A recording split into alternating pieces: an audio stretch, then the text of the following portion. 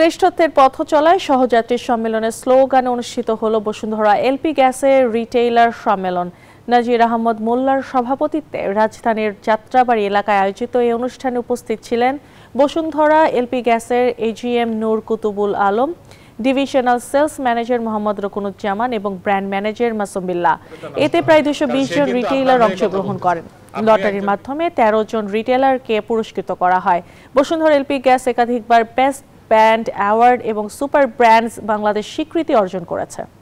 বসুন্ধরা সিলিন্ডারের রিস্টেন্স ক্ষমতা, বসুন্ধরা সিলিন্ডারের সেফটি অন্য কোনো কোম্পানি দিতে পারতেছে না। সিলিন্ডার কিন্তু অনেক ফ্রিকোয়েন্টলি চলে আসতেছে, গ্যাস পাওয়া যেতেছে, গ্যাস অ্যাভেলেবল, এতটুক তো আমরা ওভারকাম চলে আসছি। যে আজকে বসুন্ধরা এই জায়গায় যেতে পেরেছে একমাত্র আপনাদের সহযোগিতার কারণে।